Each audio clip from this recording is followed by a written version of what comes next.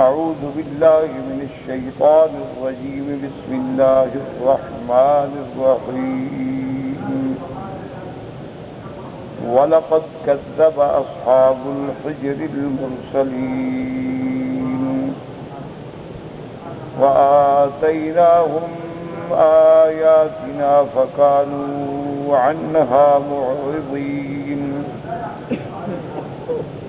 وكانوا ينحتون من الجبال بيوتا آمنين فأخذتهم الصيحة مصبحين فما أغنى عنهم ما كانوا يكسبون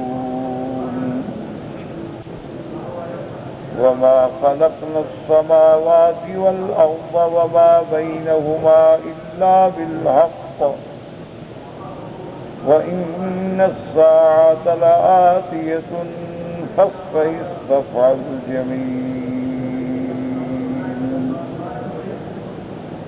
إن ربك هو الخلاق العليم.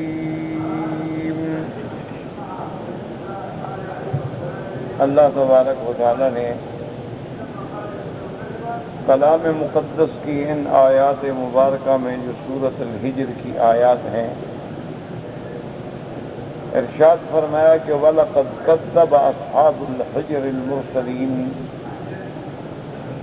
کہ اصحاب حجر نے، حجر کے رہنے والوں نے بھی اللہ کے رسولوں کی تکذیب کی.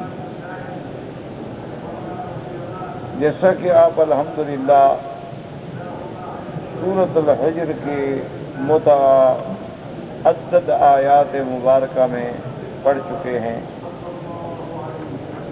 کہ اللہ تبارک و تعالی نے سیدنا ابراہیم علیہ السلام اور ان کے بعد متصلاً سیدنا لوط علیہ السلام اور ان کی قوم کے بارے میں ارشاد فرمایا کہ ان کی قوم جو تھی جب وہ حد سے بڑھ گئی اللہ تبارک و تعالی نے ان پہ ایک ایسا عذاب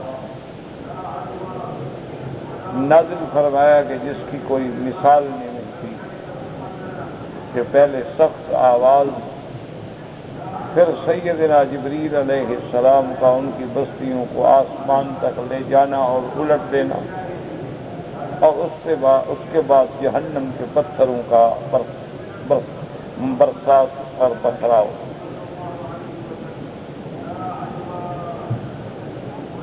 ان کے بعد اللہ تبارک و تعالی نے بڑے اختصار سے ذکر فرمایا تھا اصحاب الایکہ کا. اصحاب الایکہ سے مراد جو ہیں وہ قوم شعیب ہیں. قوم شعیب علیہ السلام جو ہیں ان کے اندر بھی سب سے بڑا گناہ تو شرک ہے، لیکن اس کے ساتھ جو جرائم تھے وہ ڈاکے مارتے تھے، قطاع الطریق تھے، راستے میں لوگوں کو لوٹ لیتے تھے.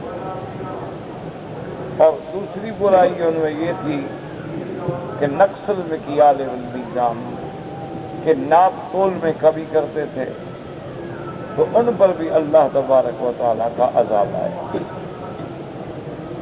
اور یہ بالکل حضرت لوط علیہ السلام کے قصے کے فوراً بعد کا واقعہ. اب اللہ تبارک و تعالیٰ نے ان آیات مبارکہ میں اصحاب الحجر کا ذکر فرمایا ہے.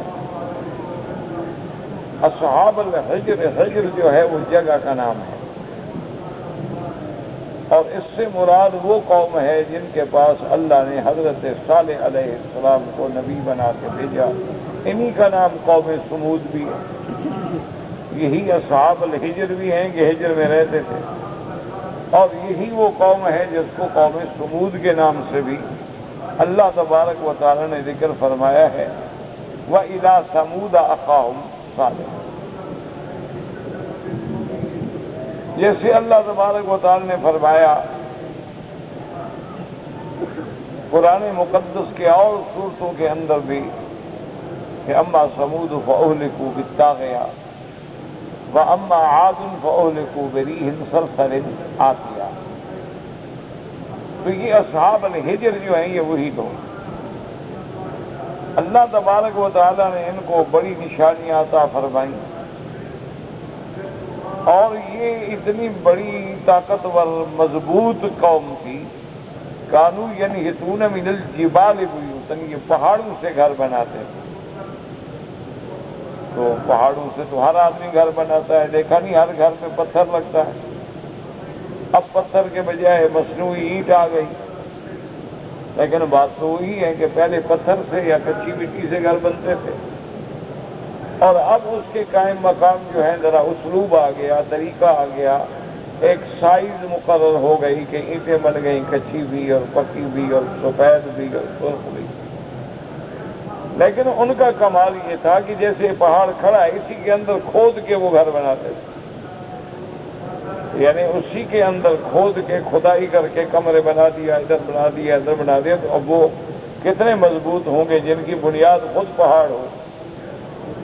اور اس میں وہ بڑے اطمینان سے سکون سے محفوظ ہو کے رہتے تھے کہ نہ تو کوئی ڈاکو اس کو ڈاکہ ڈال سکے، نہ کوئی نقب لگا سکے، نہ کوئی توڑ سکے، نہ کوئی موسمی ہوائیں اثر کریں. تو اللہ نے ان کو اتنی بڑی قوتیں عطا فرمائی. لیکن وہ قوم جو تھی سیدنا صالح علیہ السلام کے معجزات دیکھنے کے باوجود بھی ایسی نافرمانی پہ اڑ گئے کہ اپنی طرف سے خود ایک معجزے کا مطالبہ کیا، جیسا کہ مختلف صورتوں میں آپ الحمدللہ پڑھ چکے ہیں. صالح علیہ السلام نے بہت سمجھایا کہ ایسی بات نہ کرو، کیونکہ جب کوئی قوم اللہ سے حسب خواہش معجزہ طلب کرتی ہے اور وہ اس نشانی کو دیکھنے کے بعد اگر ایمان نہ لائے تو پھر اللہ کا عذاب آ جائے. انہوں نے کہا کہ نہیں جی، جب ہم ایک مطالبہ خود کر رہے ہیں تو پھر ایمان کیوں نہیں لائیں گے؟ ہم تو ہر شکل میں ایمان لائیں گے، لیکن مطالبہ یہ ہے کہ ہمارے سامنے اس پتھر سے ایک اونٹنی پیدا ہو جائے اور وہ اونٹنی بالکل گابن ہو، ولادت کے لیے تیار ہو، تاکہ ہمیں دودھ کی انتظار بھی نہ کرنی پڑے. حضرت صالح علیہ السلام نے بہت سمجھایا لیکن وہ قوم باز نہ آئی. تو حضرت صالح علیہ السلام نے 2 رکعت پڑھ کے اللہ سے دعا کی. اور پیغمبر تو ہمیشہ شفیق اور رحیم ہوتے ہیں اپنی امت پہ. ان کے دل میں خیال تھا کہ شاید یہ مانگ رہے ہیں، اتنا اصرار کر رہے ہیں، شاید یہ معجزہ دیکھ کے مسلمان ہو جائے، شاید یہ اسلام لے آئیں. تو صالح علیہ السلام نے دعا فرمائی، اللہ نے معجزہ عطا فرمایا. ان کے سامنے وہ اونٹنی پیدا ہوئی اور وہ اونٹنی ماشاءاللہ اتنے دودھ والی تھی کہ ایک دن پوری قوم سمود جو ہے دودھ پیتی تھی. لیکن اللہ کی نعمتیں جب ملتی ہیں نا تو آدمی اور اکڑ جاتا. آپ نے دیکھا ہے کہ جب آدمی غریب ہوتا ہے، مسافر ہوتا ہے، غریب الدیار ہوتا ہے، اپنے وطن سے قرضے لے لے کر یہاں پہنچتا ہے تو اس کی عبادت میں ایک کیفیت ہوتی ہے، ایک محبت ہوتی ہے، ایک تڑپ ہوتی ہے. وہ کعبۃ اللہ میں آتا ہے، طواف کرتا ہے، نمازیں پڑھتا ہے، بڑی گڑ گڑا کے اللہ سے دعائیں مانگتا ہے. اور جب اس کو نوکری مل جاتی ہے اور کچھ عرصہ گزر جاتا ہے، کچھ پیسے بن جاتے ہیں، کچھ گھر والوں کو پیسے ویسے بھی بھیج دیتا ہے، اب جناب اللہ کا حرم چھوٹا، پھر نماز چھوٹی، پھر حیا چھوٹا، پھر گناہوں میں مبتلا ہو. تو یہ ایک یعنی احوال ہیں جو سب پہ طاری ہوتے ہیں. الا قلیل من عبادی الشکور. ہاں مگر جو اللہ کے بندے ہیں صحیح معنی میں اللہ کے شکر گزار ہیں تو وہ اپنے آپ کو ہر حال میں سنبھالتے ہیں. اب انہوں نے اور اکڑ گئے تو ان کے اندر ایک آدمی تھا قدار اس کا نام. وہ بڑا شقی تھا، بڑا بدبخت، جس کے بارے میں ایک روایت مبارک میں آتا ہے سرکار دو عالم نے فرمایا تھا کہ دنیا میں بہت بڑے شقی اور بدبخت جو ہیں دو ہیں. ایک تو وہ ہے کہ جس نے صالح علیہ السلام کی اونٹنی کو زخمی کیا، اور آپ نے فرمایا کہ حضرت سیدنا علی رضی اللہ تعالی عنہ سے کہ ایک وہ بڑا بدبخت ہوگا جو تمہارا قاتل ہے. تو اسی لیے یہ اتنا بڑا بدبخت آدمی، اس کو انہوں نے تیار کیا، وہ چند ساتھیوں کو لے کے بیٹھ گیا، اور جس راستے سے وہ اونٹنی گزرتی تھی، جب وہ اونٹنی گزری تو کچھ ساتھیوں سے کہا کہ تم تیروں کی بارش کرنا، اور خود اس نے تلوار سے اس کی کونچے کاٹ ڈالے، یہ پاؤں کے قریب جو رگیں ہیں نا یہ کاٹ ڈالے. تو صاف بات ہے کہ جب رگیں کٹ جائیں تو خون کے فوارے چھوٹ نکلے، اور اونٹنی نے بڑی دردناک آوازیں نکالی، لیکن ان بدبختوں کو کوئی رحم نہ آیا. حضرت صالح علیہ السلام کو پتہ چلا تو آپ نے فرمایا کہ اب تم اللہ کے عذاب سے نہیں بچ سکتے ہو، تم اللہ کے عذاب کا انتظار کرو. تو ان پر بھی اللہ کا عذاب آیا، اور وہ بھی عین صبح کے وقت میں آیا. اسی کا ذکر اللہ تبارک و تعالیٰ نے ان آیات مبارکہ میں فرمایا ہے جو آپ نے پڑھی. اللہ فرماتے ہیں وَلَقَدْ كَذَّبَ أَصْحَابُ الْحِجْرِ الْمُرْسَلِينَ. یہ کلام مؤکد ہوتا ہے کہ واو کے ساتھ ہو، پھر لام کے ساتھ ہو، اور قد کے ساتھ. فرمایا وَلَقَدْ كَذَّبَ، یا تو واو تسنیہ ہے کہ یہ تحقیق پکی بات ہے کہ تکذیب کی کہ اصحاب الحجر نے پیغمبروں کی. تو یاد رکھو یہاں لفظ ہے مرسلین، کہ انہوں نے رسولوں کی تکذیب کی. حالانکہ رسولوں کی تو ان نے تو صرف حضرت صالح علیہ السلام کی تکذیب کی، کیونکہ ان کے دور میں تو صرف حضرت صالح علیہ السلام آئے. لیکن اللہ فرماتے ہیں کہ اس نے رسولوں کی تکذیب کی. تو علماء فرماتے ہیں کہ جمع کا صیغہ اس لیے ہے کہ جو ایک پیغمبر کی بھی تکذیب کرے اس نے گویا سارے پیغمبروں کی. یعنی اگر آج کوئی آدمی سرکار دو عالم، محبوب دو عالم، رحمت مجسم سیدنا محمد الرسول اللہ صلی اللہ علیہ وسلم کی نعوذ باللہ تکذیب کرے تو گویا سارے پیغمبروں کی تکذیب. اسی طرح کوئی حضرت موسیٰ علیہ السلام کی تکذیب کرے، عیسیٰ علیہ السلام کی تکذیب کرے، عیسیٰ علیہ السلام کی تکذیب، اور جو ایک پیغمبر پہ ایمان لاتا ہے وہ گویا سب پیغمبروں پہ ایمان لاتا ہے. اس لیے اللہ نے فرمایا وَلَقَدْ كَذَّبَ أَصْحَابُ الْحِجْرِ الْمُرْسَلِينَ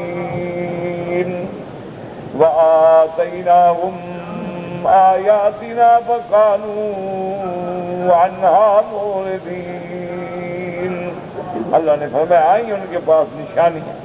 اچھا اب یہاں بھی جمع کا صیغہ ہے کہ نشانیاں، حالانکہ جو واقعہ ذکر ہے قرآن مقدس میں وہ تو حضرت صالح علیہ السلام کی اونٹنی کا پیدا ہونا ہے. تو اس کا جواب بعض علماء یہ دیتے ہیں کہ اور بھی معجزات حضرت صالح علیہ السلام کے ان نے دیکھے لیکن ایمان نہ لے آئے. اور بعض علماء فرماتے ہیں کہ اگر غور کریں تو ایک معجزے میں کتنے معجزے ہوتے ہیں. اب دیکھیں نا کہ ایک مشہور بات ہے کہ معراج جو ہے حضور کا بہت بڑا معجزہ مبارک، اس میں کوئی شبہ نہیں کہ محبوب دو عالم کا بہت بڑا معجزہ ہے معراج. لیکن اگر غور کریں تو صرف ایک معراج مبارک میں کتنے معجزے ہیں کہ حضور پاک کا سینہ مبارک کھولا گیا، آپ کے قلب مبارک کو دھویا گیا، اور یہ کیسا آپریشن ہے جو 1 منٹ میں ہو جاتا ہے، سلائی بھی ہو جاتی ہے اور ساری تکلیفیں بھی ختم ہو جاتی، کوئی تکلیف ہے ہی نہیں. تو یہ بھی تو ایک معجزہ. تو براق جیسی سواری کا آنا اور اس پہ سرکار کا سوار ہونا یہ بھی معجزہ. اور براق کا اتنا تیز رفتار ہونا کہ جہاں نظر پڑے وہاں قدم پہنچ جائے.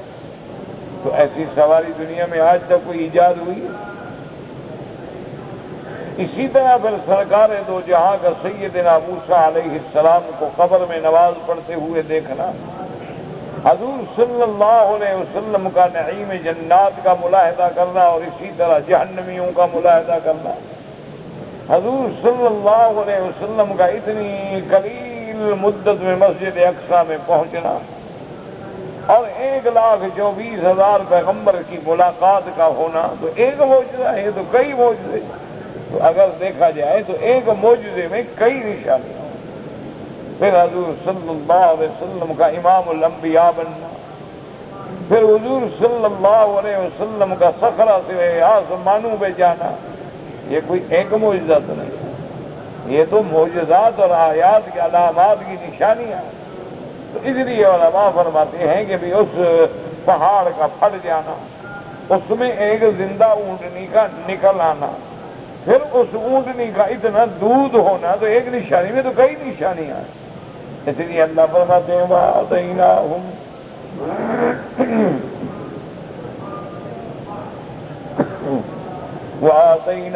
آيَاتِنَا فَكَانُوا عَنْهَا مُعْرِضِينَ۔ یاد رکھیں اعراض کا ایک معنی ہوتا ہے منہ پھیرنا، کہ جیسے کوئی آدمی آپ کسی کو ملنے جائیں اور وہ توجہ نہ کرے، یہ اعراض۔ ایک اعراض کا معنی ہوتا ہے کہ بالکل کفر انکار، اور ایک اعراض کا معنی ہے کہ کفر تو نہیں ہے لیکن عمل بھی نہیں، جیسے آج کل مسلمانوں کا حال ہے کہ قرآن پہ بڑا ایمان ہے، قرآن مقدس کو چومتے ہیں، غلاف دیتے ہیں، سینوں سے لگاتے ہیں، آنکھوں پہ رکھتے ہیں، لیکن عمل نہیں کرتے۔ تو یہ بھی اعراض ہے اللہ کے قرآن سے کہ قرآن پاک کو مانا تو جائے کہ اللہ کا کلام ہے، دو جہانوں کا بادشاہ ہے، اور اللہ کا قرآن بڑی برکت والا، رحمت والا ہے، سینوں سے لگایا جائے، ادب کیا جائے، لیکن عمل نہ کیا جائے۔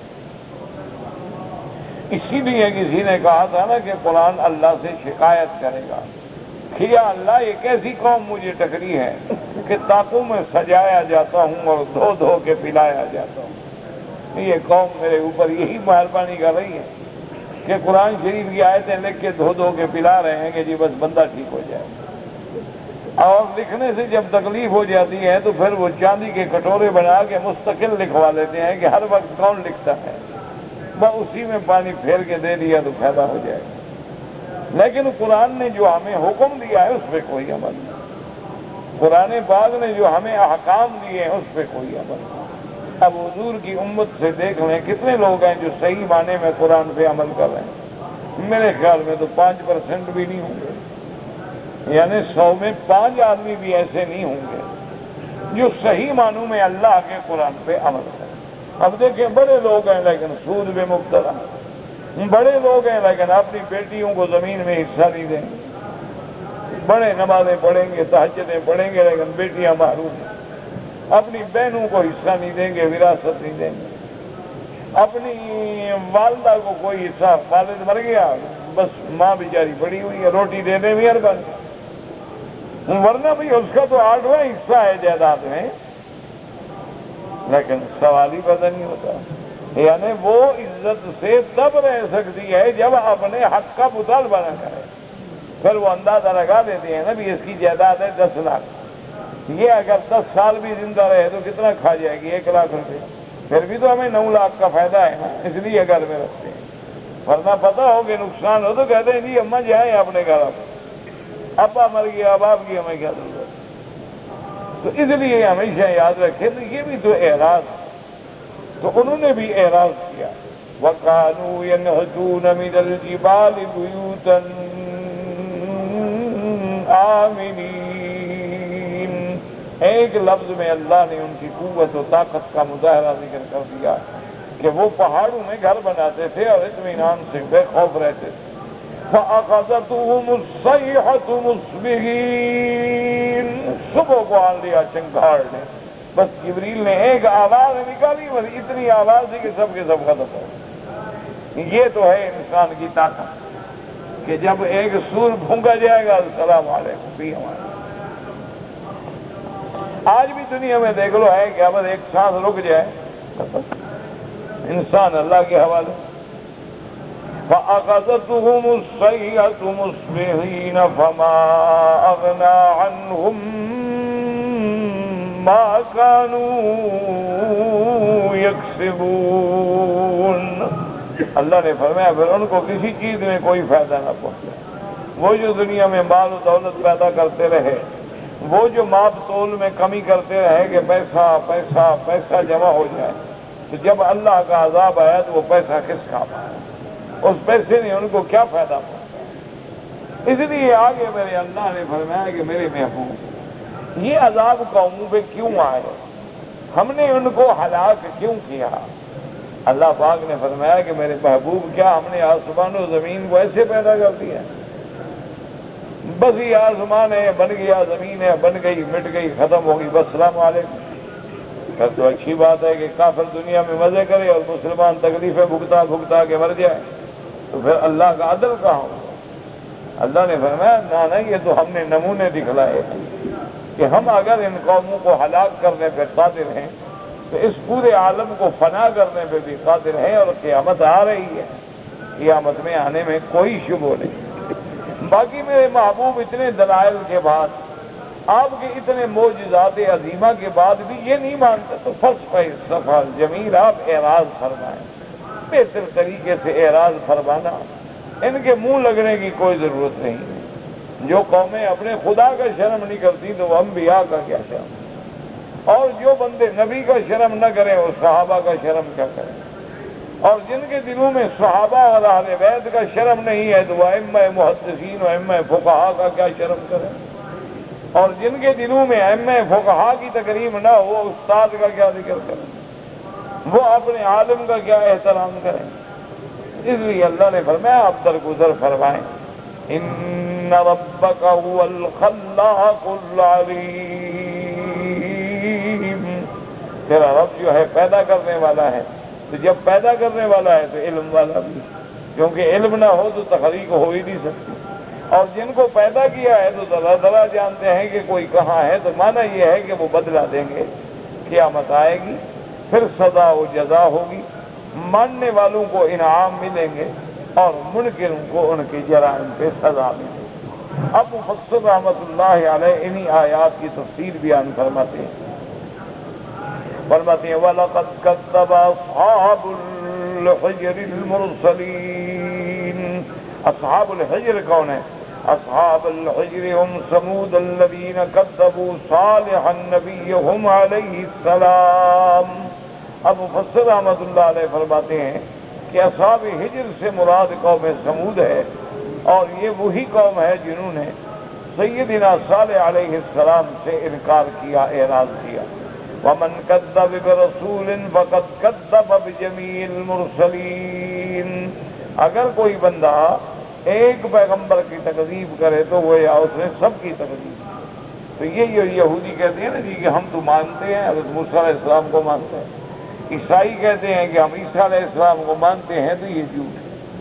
جب حضرت محمد الرسول اللہ سیدنا محمد مصطفیٰ علیہ السلام کو نہیں مانتے تو گویا سب پیغمبروں کو نہیں مانتے، کیوں حضرت عیسیٰ علیہ السلام نے تو خود خوشخبری دی کہ میرے بعد نبی آئے گا، یاتی من بعد اسمہ احمد، تو اگر وہ عیسیٰ علیہ السلام کو مانتے تو سب سے پہلے ایمان لانے والے تو وہی ہوتے کہ ان کو تو پیغمبر کی طرف سے خوشخبری مل چکی۔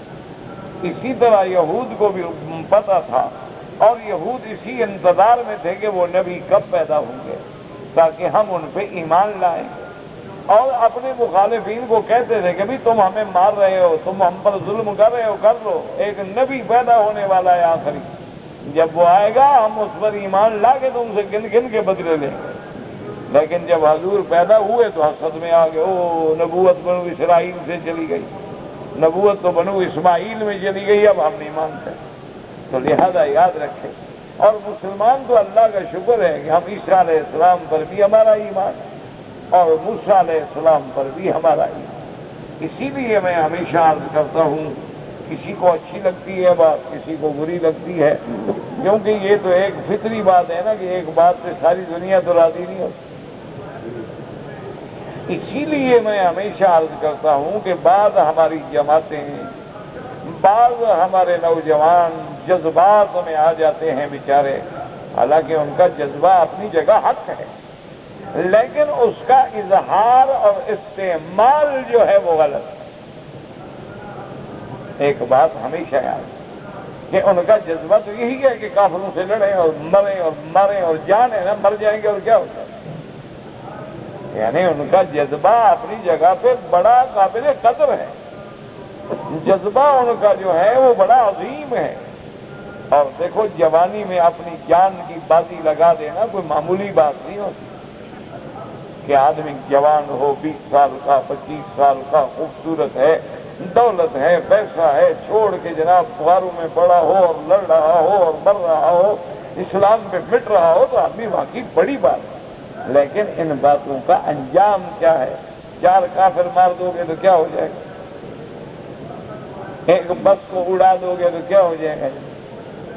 کسی جگہ ایک بم رکھ دو گے لوگ 2 4 5 6 مر جائیں گے. اچھا ہمارے زیادہ مریں گے ان بدبختوں کا ایک آدھا مرے کیونکہ وہ تو بڑی منظم قوم ہے. ان کو تو پتہ ہے کہ ان کے دلوں میں ہمارے خلاف جذبات ہیں وہ تو کبھی نہیں آئیں گے خطرناک مقام. اچھا وہ اپنے محلوں میں اور حفاظتوں میں اور پہرے میں اور اس میں اتفاق سے کوئی ایک آدھا مر گیا تو 1 2 4 5 6 7 100 1000 سے مرنے سے کیا ہو جائے گا؟ مجھے بتائیں کیا مسئلہ حل ہو جائے گا؟ تو یہ مسائل یوں نہیں حل ہوتے. اچھا اللہ نے جو تمہیں قرآن کو اگر تم مانتے ہو تو قرآن کا فیصلہ کیا ہے کہ ان یکم منکم الف یغلبوا الفین.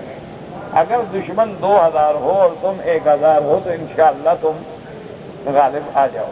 یعنی کیا مانا ہے کہ ہم اپنے سے ڈبل سے تو لڑ سکتے ہیں لیکن ہم سے اگر 4 گنا زیادہ طاقت ہو تو پھر ہم نہیں لڑ سکتے. اللہ کا قرآن بھی تو یہ کہتا کہ ان یکم منکم الف، اور وہ بھی کون؟ 20 صابرون.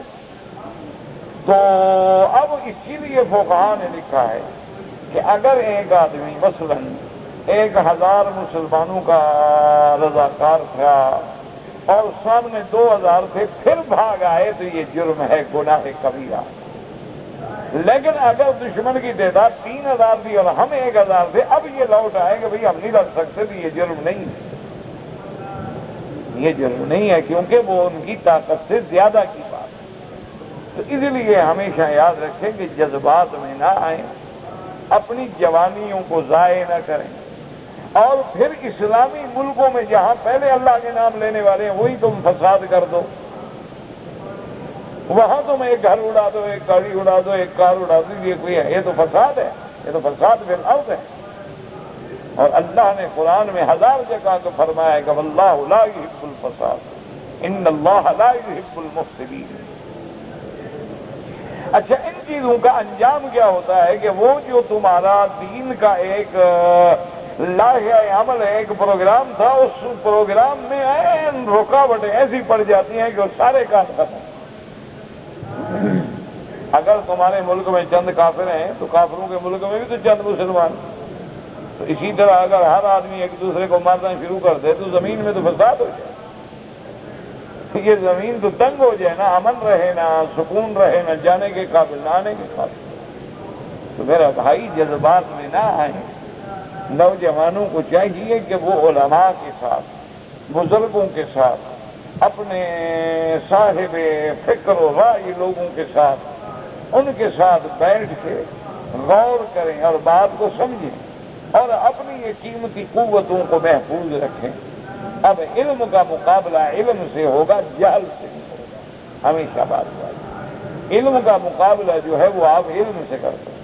اب دیکھو نا جی، مجھے ایک خبر پہنچانی ہو اور میں یہاں سے پیدل چلوں گی جی، میں خبر جا کے مدینہ شریف پہنچاتا ہوں، پر آپ 1 سیکنڈ میں فون کر دیں تو کس کی خبر پہلے پہنچ جائے گی؟ صاف بات ہے کہ آپ کی خبر تو 1 سیکنڈ میں پہنچے گی اور میں تو 1 ہفتے کے بعد پہنچوں گا وہاں. اور پھر ضروری بھی نہیں کہ وہ بندہ مجھے ملے گا بھی کہ نہیں ملے گا. تو یہ دور جو ہے یہ علم کا دور ہے، یہ دور جہل کا دور ہے. سب سے پہلے علم حاصل کریں، مدارس بنائیں، یونیورسٹیاں بنائیں، کالج بنائیں، اس میں جدید علوم حاصل کریں. علم کا بدلہ علم کے ساتھ، علم کا مقابلہ علم کے ساتھ. اور دوسری بات جو ہے وہ اپنے ضمیر اور غیرت کے مطابق ہر بندہ یہ فیصلہ کر لے کہ میں نے کافر کی چیز استعمال نہیں کرنی. اچھا اب وہ یہ سمجھے گا کہ جی میرے ایک آدمی کے چھوڑنے سے کیا ہوتا ہے، سارے تو کر رہے ہیں، اب اگر ایک میں آ کر نہیں کروں گا، لیکن یہ ہمیشہ ایک ایک ہی جا کے قافلہ بنتا ہے۔ جب تم ایک چھوڑو گے پھر اپنے گھر والوں کو چھڑاؤ، جب اپنے گھر والوں کو چھڑاؤ گے تو پھر ساتھ والے گھر والوں کو کہو۔ اسی طرح بات محلے میں آئے گی، محلے سے شہر میں آئے گی، شہر سے ملک میں آئے گی کہ جو دشمن ہے، جو قاتل ہے، کم از کم اس کی بنی ہوئی چیز ہم چھوڑ دیں۔ صرف یہی اگر آپ کر لیں نا، اگر عالم اسلام ایک پوری نظم کے ساتھ بالکل نہ لڑو، نہ جنگیں کرو، نہ دھماکے کرو، نہ فتنے کرو، نہ اپنے آپ کو بدنام کرو، نہ اپنے ملکوں کو بدنام کرو۔ اسلام تو سلامتی کا دین ہے، ایمان تو امن کی علامت ہے۔ ہم تو پورے عالم کو امن دینے کے لیے آئے ہیں۔ ہمارا تو خدا رب العالمین ہے، ہمارا محمد مصطفیٰ رحمت للعالمین ہے، اور ہمارا کعبہ جو ہے وہ ہدی للعالمین ہے۔ ہم تو پورے عالم کی ہدایت کے لیے آئے ہیں، ہم تو پورے عالم کو سینے سے لگانے کے لیے آئے ہیں۔ تو اس کا طریقہ صرف یہ ایک ہے کہ بس ہر مسلمان ایک جذبہ پیدا کرے، ایک ہمت پیدا کرے، غیرت پیدا کرے، ضمیر پیدا کرے، اور اپنے ساتھی، اپنے دوست، اپنا بیٹا، اپنا بھائی کوشش کرے کہ ہر وہ چیز جو مسلمان کی بنی ہوئی ہے وہ لے لے، اور دشمن کی چیزوں سے اجتناب کرے۔ آپ یعنی اندازہ نہیں کر سکتے کہ اگر آپ اس میں کامیاب ہو جائیں تو زیادہ سے زیادہ 1 سال جو ہے نا کافر نہیں نکال سکتا، وہ مسلمانوں کے پاؤں پہ پڑا ہو۔ 1 سال بھی 1 ہفتے کا نقصان ہوتا ہے، تو 1 مہینے میں کتنا ہو گیا؟ 32 ارب ڈالر۔ سال میں کہاں پہنچیں گے؟ صرف ایک ملک، بس کوئی نہ لڑو، نہ فتنے کرو، نہ فساد کرو، اپنے علماء، اپنے اولی الامر اور اصحاب فکر و نظر سب کے تابع کرو، اس کے ساتھ چلو۔ اگر تم آپس میں بڑھ جاؤ گے تو اور ختم ہو جاؤ گے، اور مٹ جاؤ گے، پھر تمہاری داستان تک بھی نہ ہوگی داستان۔ اللہ تبارک و تعالیٰ سے دعائیں کرو، اور جو ہمارے بس میں ہے بس اتنا کرو۔ اچھا، ایک معقول بات ہے، اگر تمہیں کوئی دوسرا کہے کہ یار کمال ہے، تم ہماری کمپنی کی یہ چیز کیوں نہیں، کہ دیکھو بھائی تم نے ہمارے بیٹوں کو قتل کیا، ہمارے بچے نہیں پسند کرتے تمہاری چیز، میں کیا کروں؟ اس میں کوئی جھگڑا نہیں، کوئی جھگڑا نہیں۔ اگلے کے پاس کیا جواب ہے؟ کوئی جھگڑا بھی نہیں، کوئی مخالفت نہیں۔ کہتے کہ بھائی آپ اگر ہمیں ماریں گے تو اب یہ تو نہیں نا کہ پھر ایک طرف ماریں اور دوسری طرف ہمیں بسکٹ بھی کھلا دیں تو ہم راضی ہو جائیں۔ ہم آپ سے نہیں لڑ رہے ہیں، ہم لڑ ہی نہیں سکتے، طاقت ہی نہیں، ہم کیوں لڑیں؟ باقی صرف اتنا کر لیں اور کوئی فساد نہ کرو خدا کے لیے۔ نوجوانوں کو چاہیے کہ وہ علماء کی خدمت میں، اصحاب فکر کی خدمت میں، اولو الامر کی خدمت میں بیٹھ کے بات کو سمجھیں، اور اسی لیے میرے آقا نے حکم دیا تھا کہ ہر حال میں السمع والطاعہ، اولو الامر کی بات سنو اور اطاعت کرو۔ اگر نہیں کرو گے تو فساد ہو جائے۔ اس لیے اب آپ دیکھیں کہ حضرت صالح علیہ السلام کی تکذیب جو ہے سب پیغمبروں کی تکذیب، ولہذا اطلق علیہم تکذیب المرسلین، فذکر تعالی انہ آتاہم من الآیات ما یدلہم علی صدق ما جاءہم بہ صالح علیہ السلام۔ اللہ نے فرمایا ان کو ہم نے ایسی نشانیاں دکھلائیں جو اس بات کی دلالت کرتی تھی کہ میرا پیغمبر سچا ہے، حضرت صالح علیہ السلام سچے ہیں۔ كالناقة التي أخرجها الله لهم بدعاء صالح علیہ السلام من صخرة صماء، کہ جیسے انہوں نے مانگا کہ اونٹنی نکل آئے تو اللہ تبارک و تعالی نے حضرت صالح علیہ السلام کی دعا سے اس اونٹنی کو نکالا ایک ایسے پتھر سے، او بالکل سما کہتے ہیں جس میں کچھ بھی نہ ہو، بالکل صاف چٹیل، جس میں کوئی آبادی نہیں، کچھ نہیں۔ وَقَانَتْ فِي بِلَادِ مُنَاشِرٌ لَهُمْ شِرْبُ يَوْمٍ مَعْلُومٍ، اور وہ اونٹنی جو تھی تسرع مانا چرنا، وہ ان کے شہر میں چرتی کھاتی پیتی، ایک دن جو ہے وہ پانی پیتے اور ایک دن اونٹنی کا دودھ پیتے، اور ایک دن اونٹنی پانی پیتی۔ فَلَمَّا أَتَوْا عَقَرُوهَا قَالَ لَهُمْ تَمَتَّعُوا فِي دَارِكُمْ 3 أَيَّامٍ ذَلِكَ وَعْدٌ غَيْرُ مَكْذُوبٍ۔ ان بدبختوں نے جب اس اونٹنی کو ذبح کر دیا، اس اونٹنی کو قتل کر دیا، تو حضرت صالح علیہ السلام نے قوم سے کہا کہ بدبختو، اب تم نے خود مانگا ہوا معجزہ دیکھ کے بھی تکذیب کی ہے۔ تمتعوا فی دارکم ثلاثۃ ایام، 3 دن کی تمہیں مہلت ہے، اپنے گھروں میں 3 دن کھاؤ پیو، 3 دن کے بعد اللہ کا عذاب آئے گا، اور یہ ایسا وعدہ ہے جس میں کوئی آگے پیچھے نہیں۔ وقال تعالیٰ فَأَمَّا ثَمُودُ فَهَدَيْنَاهُمْ فَاسْتَحَبُّوا الْعَمَىٰ عَلَى الْهُدَىٰ، جیسے اللہ نے دوسرے مقام پہ فرمایا کہ قوم سمود کو ہم نے ہدایت دی، لیکن ان بدبختوں نے ہدایت کے بجائے ضلالت کو پسند کیا۔ ہم نے تو ان کو راستہ دکھایا لیکن وہ اندھے بن گئے۔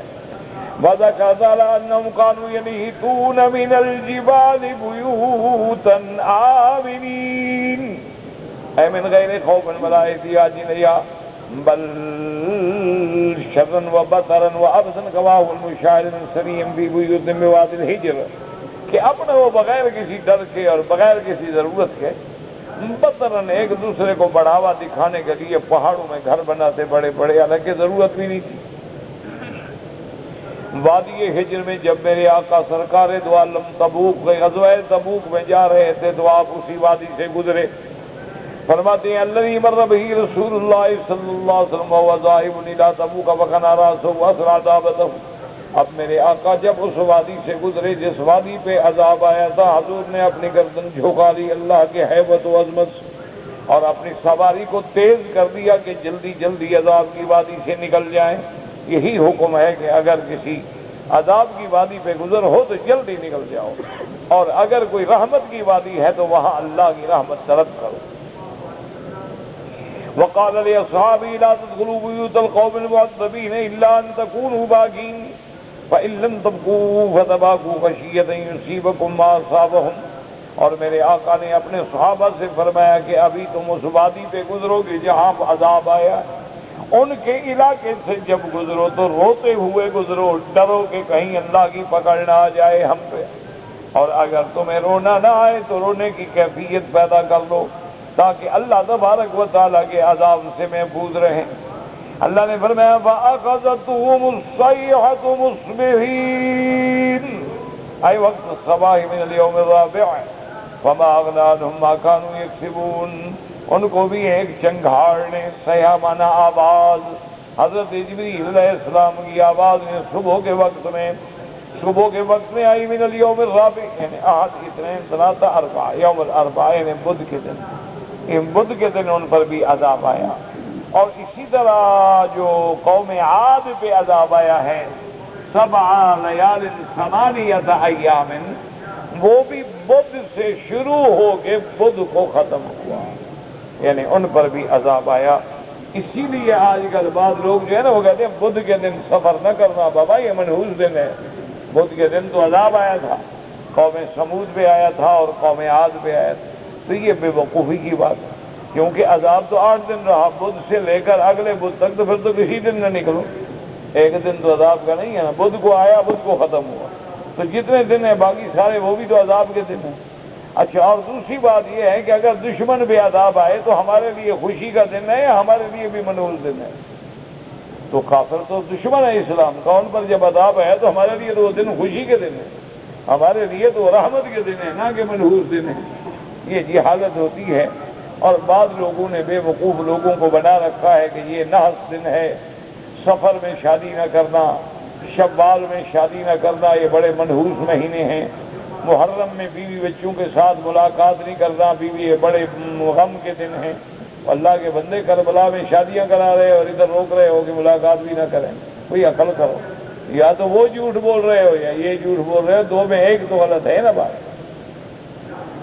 وہاں تو حضرت علی اصغر کی شادی کرتے ہو اور ہمیں منع کرتے ہو، کوئی عقل کرو، ایک فیصلہ تو کرو۔ تو بہرحال یہ قصے کہانیاں ہیں جو لوگوں نے بنا رکھی ہیں، تمام دن اللہ کے ہیں، ہر دن میں خوشی بھی ہے غم بھی ہے۔ ایک دن میں کسی کے گھر میں بچہ پیدا ہو رہا ہے، دوسرے کے گھر میں بچہ فوت ہو رہا ہے، ایک آدمی کو خوشیاں نصیب ہو رہی ہیں اور دوسرے کے گھر میں غم آ رہا ہے۔ یہ اللہ کا نظام ہے اور اللہ کا نظام چلتا ہے۔ ہاں، بعض ایام کو اللہ نے فضیلت دی ہے، جیسے جمعہ کا دن، اسی طرح اللہ نے عرفات کے دن کو فضیلت دی۔ اسی طرح اللہ نے عشرہ ذی الحجہ کو فضیلت دی، اسی طرح اللہ نے رمضان المبارک کو فضیلت دی ہے، لیکن یہ معنی نہیں کہ کسی میں نحوست بھی ہے، کسی چیز میں شوم نہیں ہوتا، اصل ہمارے اپنے اعمال ہوتے ہیں۔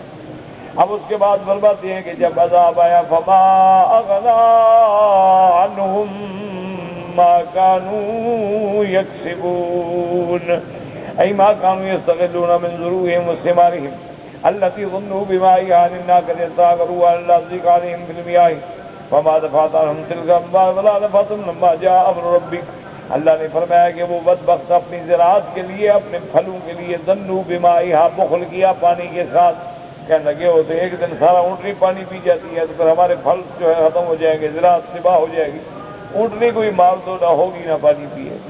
تو وہ جو اپنے مال کو بچانے کے لیے انہوں نے ہیلا کیا تھا، وہ مال کس کام آیا؟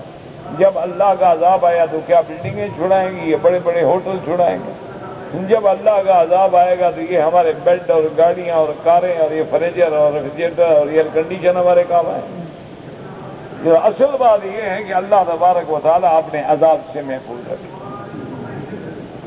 وما خلقنا السماوات والأرض وما بينهما إلا بالحق وإن الساعة لآتية فاصفح الصفح الجميل إن ربك هو الخلاق العليم۔ يقول تعالى ما خلق السماوات والأرض وما بينهما إلا بالحق وَإِنَّ السَّاعَةَ لَآتِيَةٌ بِالْعَدْلِ، قیامت آئے گی اور عدل ہوگا۔ یہ نہیں کہ ہم نے ایسے بنا دیا ہے کہ کافر ہے مشرک ہے، نہیں، یہ قیامت کا دن آئے گا جس میں اللہ ایمان والوں کو عزت دیں گے، ایمان والوں کو بدلہ دیں گے، جنت دیں گے، کافروں کو جہنم دیں گے۔ لِيَجْزِيَ الَّذِينَ أَسَاءُوا بِمَا عَمِلُوا، تاکہ اس دن بدلہ دیا جائے ان لوگوں کو جن نے برے عمل کیے۔ وقال تبارك وتعالى وما خلقنا السماء والأرض وما بينهما باطلا ذلك ظن الذين كفروا فويل للذين كفروا من النار۔ اللہ نے فرمایا یہ سارا نظام ہم نے ایسے بنا دیا، یہ اللہ کی ایک حکمت ہے، یہ دار العمل ہے، آگے دار الجزا ہے۔ أَفَحَسِبْتُمْ أَنَّمَا خَلَقْنَاكُمْ عَبَثًا وَأَنَّكُمْ إِلَيْنَا لَا تُرْجَعُونَ۔ اللہ نے فرمایا کیا تم گمان کرتے ہو کہ اللہ نے تمہیں ایسے مفت پیدا کیا ہے، جانوروں کی طرح چلو کھاؤ مرو، پھر نہیں آؤ گے واپس، کوئی حساب کتاب نہیں ہوگا۔ فَتَعَالَى اللَّهُ الْمَلِكُ الْحَقُّ لا الہ الا هو رب العرش الکریم۔ بلند ہے ذات اس بادشاہ کی جو حق والا ہے، عدل والا ہے، کیوں اس نے تو پھر عدل کرنا ہے۔ ثم اخبر نبیہ بقیام الساعۃ وانہا کائنۃ لا محالۃ، اللہ پاک نے اس کے بعد خبر دی کہ میرے محبوب اپنی امت کو بتا دیں کہ قیامت آ رہی ہے۔ ان الساعة لآتية ثم امروا بالصف الجميل المشركين في عذاب وتكذيب ما جاءهم به قوله تبارك وتعالى، اور اس کے بعد اللہ نے فرمایا کہ آپ درگزر کریں کافر اگر ایذا پہنچے صبر کریں، جیسے فرمایا فاصفح عنهم وقل سلام فسوف يعلمون۔ میرا بدنی آپ درگزر کریں، آپ ان سے دلدا ہو جائیں، یہ بہت جلد ان قریب اگلے زمانے میں جان لیں گے ان کو کفر کی کیا سزا ملتی ہے۔ وقال مجاہد وقتادہ وغیرہ مکان هذا قبل القتال وهو كما قال فإن هذه مكية والقتال انما شرع بعد الهجرة۔ اب مفسر رحمۃ اللہ علیہ فرماتے ہیں کہ حضرت مجاہد و قتادہ فرماتے ہیں کہ فاصفح الصفح الجمیل، یہ اعراض کرنے کا حکم جو ہے یہ جہاد سے پہلے کا حکم ہے، یعنی ابھی اللہ نے جہاد کا حکم نہیں دیا، پھر اللہ نے حکم دے دیا قاتل المشرکین، اب ان سے جہاد کرو۔ اور یہ حقیقت بھی ہے کیونکہ یہ سورت مبارک اور یہ آیات مبارکہ جو ہے مکیہ ہے، اور جہاد اور قتال کا حکم جو ہے مدینہ منورہ میں ہجرت کے بعد ہے۔ وقوله تبارك وتعالى إن ربك هو الخلاق العليم فقرير للوعد وأنه تعالى قادر على إقامة الصراط الخلاق الذي لا يجوز خلق شيء. اللہ تبارک و تعالی نے اس میں خبر دی کہ قیامت ہوگی، کیونکہ اللہ پاک قادر ہیں قیامت لانے پر، اور وہ خالق ہیں ہر چیز کے پیدا کرنے والے. لا یعجزہ خلق شیء، اس کو کوئی چیز جو ہے وہ عاجز نہیں کر سکتی. تو جب پیدا کرنے والے ہیں صاف بات ہے کہ جاننے والے. العلیم بما تمزق من الاجساد وتفرق فی سائر اقطار الارض، اور اللہ تبارک و تعالی علم والے ہیں کہ مرنے کے بعد ہمارے بدن کا جو ذرہ ذرہ زمینوں میں پھیل گیا، مٹی میں مل گیا ہے، دریاؤں میں بہہ گیا ہے یا آگ میں جل گیا ہے، سب اللہ جانتے ہیں کہ وہ ذرہ کہاں ہے، اس کو اکٹھا کریں گے. جیسے فرماتے ہیں وَلَيْسَ الَّذِي خَلَقَ السَّمَاوَاتِ وَالْأَرْضَ بِقَادِرٍ عَلَىٰ أَن يَخْلُقَ مِثْلَهُم بَلَىٰ وَهُوَ الْخَلَّاقُ الْعَلِيمُ. اللہ نے فرمایا کیا وہ اس بات پہ قادر نہیں ہے کہ جس نے آسمانوں اور زمینوں کو پیدا کیا کہ وہ دوبارہ بنا دے؟ انما امره اذا اراد شيئا ان يقول له كن فيكون فسبحان الذي بيده ملكوت كل شيء واليه ترجعون. اور اللہ پاک جب چاہیں گے بس ہو جائے، اتنی دیر میں ہو جائے گا. دعا کریں کہ اللہ تمام عالم اسلام پہ رحمت کا فیصلہ فرما دے. مسلمانوں کچھ نہیں کر سکتے ہو، دعا کرنا تو تمہارے لیے مہنگا نہیں، دعا کرنے میں کوئی پیسے تو نہیں لگتے. بس گڑ گڑا کے اللہ سے دعائیں مانگو کہ اللہ عالم اسلام کی عزت کا فیصلہ فرمائے. اللہ تبارک و تعالی کفار و مشرکین کے منصوبوں کو خاک میں ملا دیں. ان کا جو پلاننگ ہے، تخطیط ہے، پروگرام ہے، وہ بالکل عالم اسلام کو مٹانا چاہتے ہیں، لیکن اللہ تبارک و تعالی قادر ہے. جو اسلام کو مٹائے گا وہ خود مٹے گا، اور ان کی ہلاکت و بربادی کا وقت بھی قریب آ رہا ہے. کہتے جی کہ طواف کرنے کے بعد جو نفل ہیں، پہلی بات تو یہ یاد رکھو یہ نفل تو ہیں ہی نہیں، لوگوں نے بنا رکھے نفل نفل نفل، پتہ نہیں کہاں سے لکھا ہے. ایک لفظ ہے زبان پہ چڑھ گیا ہے، اور چونکہ طواف نفلی ہوتا ہے ایسے وہ کہتے ہیں وہ بھی نفل. حالانکہ یاد رکھو کہ کوئی عبادت نفلی جب آدمی شروع کر دے تو نفل نہیں رہتی. دیکھو نا ابھی ہم طواف کریں نفلی ہوگا، لیکن جب شروع کر دیا پورا کرنا ضروری ہے. اب یہ تھوڑا ہے کہ ہم چھوڑ دیں، ایک چکر لگا کے بھاگ جائیں.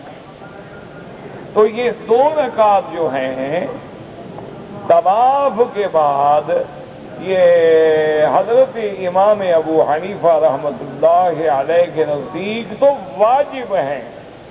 وہ کہتے ہیں ہر حال میں پڑھنے، یعنی بھول جائیں پھر بھی پڑھیں. امام احمد ابن حنبل رحمۃ اللہ علیہ اور امام شافعی رحمۃ اللہ علیہ فرماتے ہیں کہ سنت ہے، یعنی پڑھے گا تو ثواب ہے، اگر رہ گیا تو رہ گیا. وہ کہتے ہیں طواف کر کے چلا گیا 2 رکعت نہیں پڑھے طواف ہو گیا، کیونکہ سنت.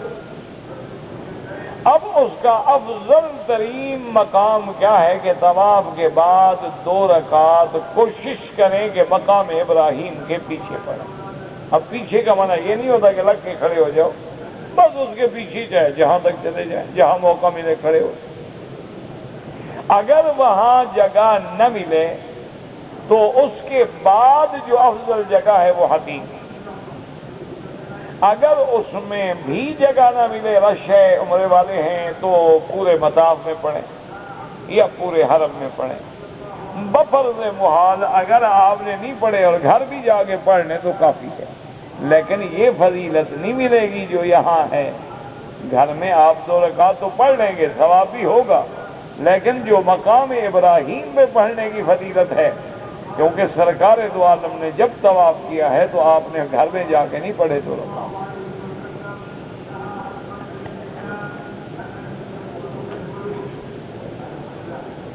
کہتے جی کہ میں سجدے میں رب اغفر لی پڑھوں، پڑھیں، بالکل کوئی بات نہیں۔ جو دعائیں معصور ہیں وہ پڑھ سکتے ہیں، کوئی منع نہیں۔ رب اغفر لی ورحمنی، بابا اللہ کے بندے جو بھی دعا قرآن حدیث میں ثابت ہے بطور دعا پڑھ سکتے ہیں۔ ایک آدمی نے مجھے دعا کرنے کے لیے کہا تھا، لیکن اس نے مجھے بہت دکھ دیے تھے، تو میں دعا تو نہیں، بد دعا کا تو بری بات ہے، مسلمان کو کبھی بد دعا نہ کرو، معاف کر دو۔ جب اس نے تم سے دعا کے لیے کہا ہے، یعنی گویا معافی مانگ رہا ہے، معاف کر دو۔ خانہ کعبہ کے اندر جب نماز پڑھ رہے ہیں تو آگے آپ سترہ رکھ لیں یا کوئی نہ گزرے، اگر مجبوراً گزرے تو سجدے کی جگہ پہ پاؤں نہ آئے، اس سے آگے ہو کے۔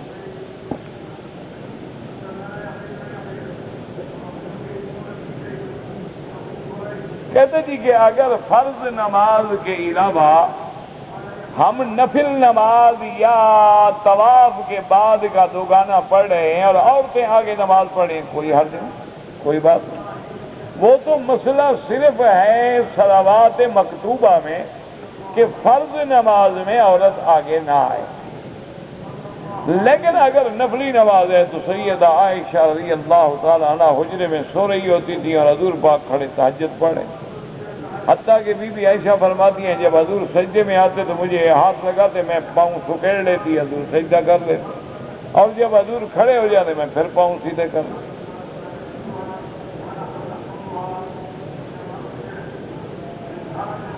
کہتے ہیں کہ رزق جو ہے وہ عورت کے مقدر میں ہوتا ہے، تو بندہ فارغ ہے، نہیں پاگل ہے، بالکل اچھی بات ہے۔ یہ بے وقوفوں کی باتیں ہیں، جاہلوں نے رکھی ہیں، بات کو سمجھتے ہیں۔ اللہ نے قرآن میں فرمایا کہ تم غریب ہو تو مت ڈرو، شادی کرو، ان یکونوا فقراء، ہو سکتا ہے اللہ شادی سے تمہارے گھر میں برکت پیدا کر۔ اس کا معنی یہ نہیں ہوتا کہ رزق عورت کے مقدر میں ہے، بندہ پاگل ہے جو ساری زندگی کما کے اس کو کھلا رہا ہے، وہ گھر بیٹھی ہوئی رزق کا ٹھیکیدار ہے۔ یہ کوئی عقل کی بات، عقل کی بات۔ معنی یہ ہے کہ جب تم شادی کرو گے ڈرو نہیں کہ ہم تو غریب ہوں، فقیر ہوں، نوکری تھوڑی ہے، 500 تنخواہ ہے، بیوی کو کہاں سے کھلاؤں گا۔ اللہ نے فرمایا یکونوا فقراء یغنیہم اللہ، اگر تم غریب ہو اللہ تمہارے رزق میں وسعت عطا فرما دے۔ جب اللہ ایک بندہ کھانے والا بھیجیں گے تو اللہ رزق بھی بھیجیں۔ خانہ کعبہ میں نماز پڑھو تو 1 لاکھ، اندر پڑھو یا حرم میں اندر پڑھو، جہاں پڑھو۔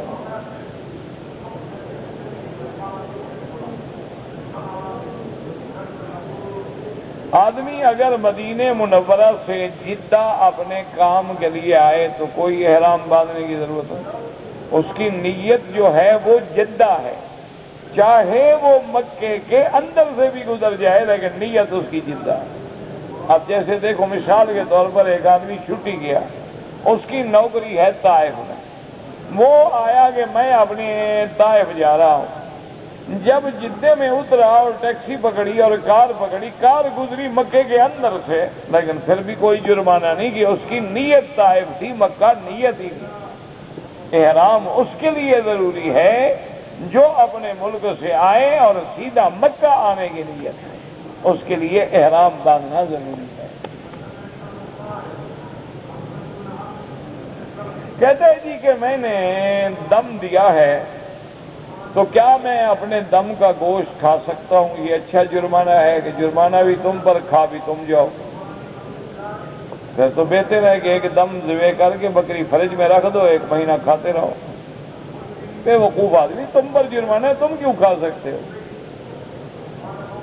بکری کا جو ہے میں اپنے کمپنیوں کے آدمیوں کو دے دوں، ہاں اگر وہ مستحق ہیں، غریب ہیں، اور آج کے دور میں جو نوکری کر رہے ہیں 500 800 ہزار روپے، وہ بڑے آدمی تھوڑے ہیں، ان کو تو بلکہ دینا میرے خیال میں تو زیادہ بہتر ہے۔ یہ جو بھیک مانگنے والے ہیں یہ تو اللہ جانے لاکھوں اکٹھے کر کے پھرتے ہیں، تو کاروباری لوگ ہیں۔ یہ جو بیچارے ملازم ہیں 600 پہ، 400 پہ، 500 پہ، 800 پہ، کسی کے آگے ہاتھ نہیں پھیلاتے، محنت کر کے کماتے ہیں، یہ زیادہ مستحق ہیں تمہارے صدقات و خیرات۔ ان کو بتایا بھی نہ کرو اور مدد کیا کرو۔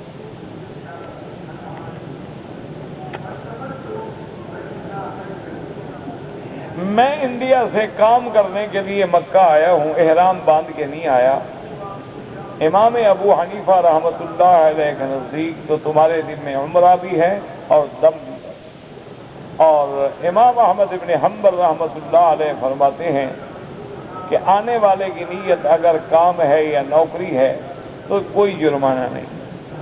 اب تمہاری مرضی۔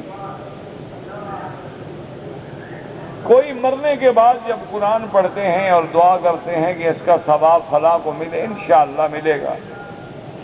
یہ کاروبار نہ کریں، ویسے پڑھیں، بالکل پڑھیں، دعا کریں۔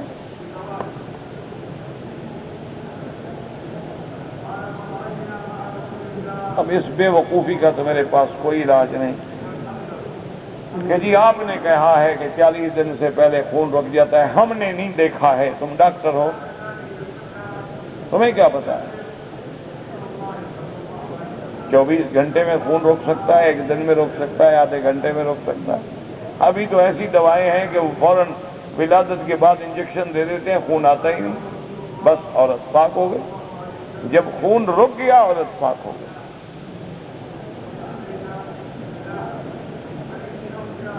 اگر ایک آدمی اپنی بیوی سے ملتا ہے تو کیا پڑھے؟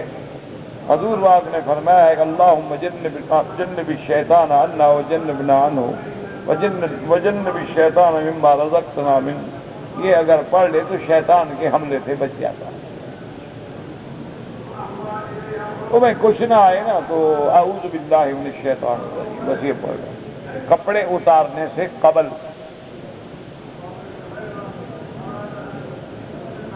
حضرت ابراہیم نے کعبہ شریف کتنا اونچا بنایا تھا، جتنا ہے پیمائش کر لو۔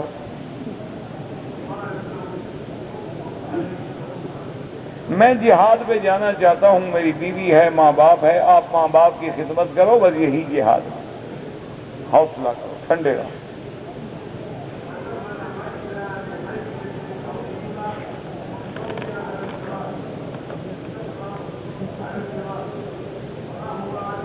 اگر حضور صلی اللہ علیہ وسلم کی طرف سے قربانی کی جائے بالکل کریں، کوئی شرک نہیں۔ حضور پاک نے بھی امت کی طرف سے قربانی کی ہے، تو جن کو اللہ نے توفیق دی ہے بالکل کریں۔ جب تمہیں لکھنا نہیں آتا نا، ایسے مشکل مسئلے نہ پوچھے کرو، سمجھو گے خاک یا مٹی۔ جتنا اللہ نے عقل دیا اتنا مسئلہ سمجھو، اس سے آگے نہ بڑھو۔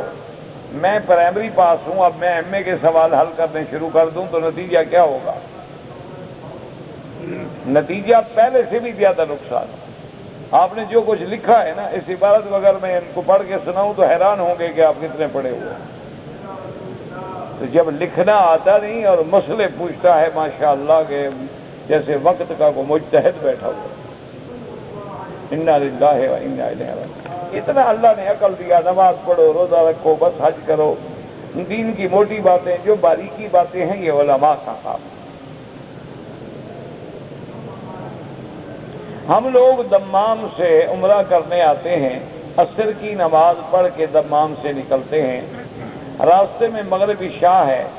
میرا بھائی یاد رکھو کہ امام ابو حنیفہ رحمۃ اللہ علیہ کے نزدیک سفر کے اندر عصر اور ظہر اور عصر، مغرب اور عشاء، وہ فرماتے ہیں اس کو جمع کرو، جمع بین الصلاتین، لیکن اس کا طریقہ یہ ہے کہ ظہر کو لے جاؤ آخر وقت پہ، جیسے آج کل مثلا 3:40 پہ اذان ہوتی ہے عصر، تو وہ کہتے ہیں کہ آپ ایسا کریں کہ 3:15 بجے ظہر پڑھ لیں۔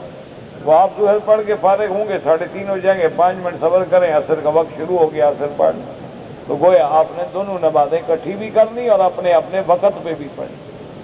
اور باقی ائمہ، امام احمد بن حنبل رحمۃ اللہ علیہ اور امام شافعی رحمۃ اللہ علیہ فرماتے ہیں کہ حدیث مبارک میں ہے کہ حضور نے 2 نمازوں کو جمع کیا، لہذا وہ فرماتے ہیں کہ ظہر پڑھنے کے بعد فوراً عصر پڑھ لیں، جمع کر لیں تو کوئی بات۔ تو لہذا یہ علماء کی تحقیق ہے، یہ علمی کام ہے، یہ اہل علم کے سمجھنے کی باتیں ہیں۔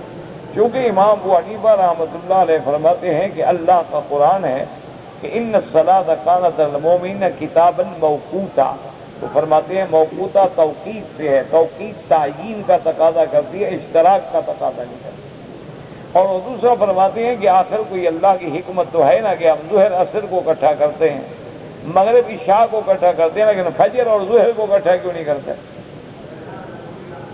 یا کوئی آدمی عشاء اور فجر کو اکٹھا کر لے؟ وجہ کیا ہے کہ ان نمازوں کے اوقات کی بارڈر سرحدیں ملتی، تو اس لیے ان کو ہم آسانی سے جمع کر سکتے ہیں۔